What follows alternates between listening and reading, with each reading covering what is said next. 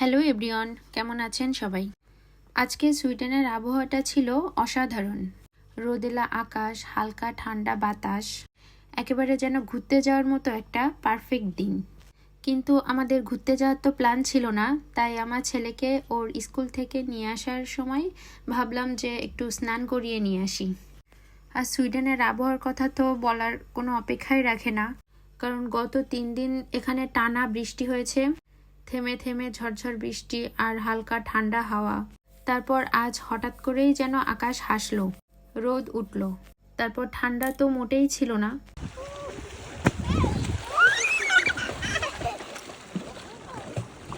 এদিকে তাকাও। জল কি ঠান্ডা? জল ঠান্ডা গরম? উই বাবা, বসে পড়ো। ওই যে বল চলে গেল। আস্তে আস্তে। আমার ছেলেকে নিয়ে সুইমিংয়ে আসার ইচ্ছা ছিল অনেক দিন থেকেই, তাই আজকে দিনটা আর মিস করিনি। ভাবলাম যে এরকম রৌদ্রোজ্জ্বল দিন হয়তো সামনে আবার নাও পেতে পারি, ওই জন্য ওকে সোজা স্কুল থেকে এখানেই নিয়ে আসছিলাম, বাসায় যাইনি।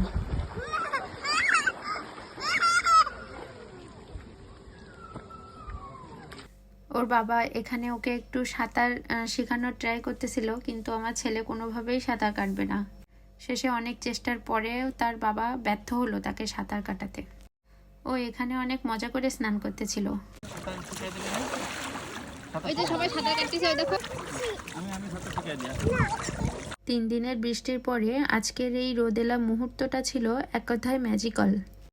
যদিও আবহাওয়ার বার্তায় দেখা যাচ্ছে যে কালকেও বৃষ্টি হবে, আবার পরশুও বৃষ্টি আছে, কিন্তু আজকের দিনটা ছিল পুরোপুরি উপভোগ করার মতো, আর আমরা তা করেছি মন ভরে।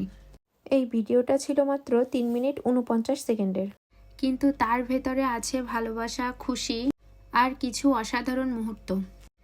এই ভিডিওটা পুরোটা দেখলে আশা করি তোমাদের মনও অনেক ভালো হয়ে যাবে। একটু সাঁতার শিখো। বাবা হাতের প্রয়োগ করো।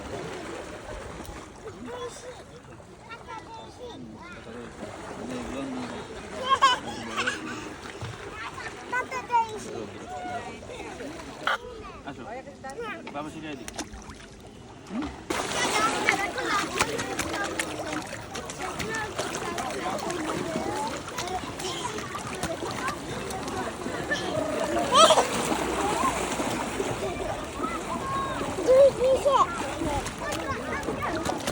অবি, কি করতেছো?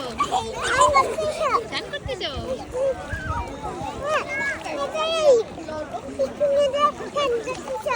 মানে ঠান্ডা লাগতেছে, দাঁত কাঁপতেছে, ঠোঁট কাঁপতেছে। উঠবা? বাসায় যাবা? বাসায় যাবে না? এখানে স্নান করবা? আচ্ছা, তো সাঁতার কাটো। তো ভিডিওটা আজকে এই পর্যন্তই।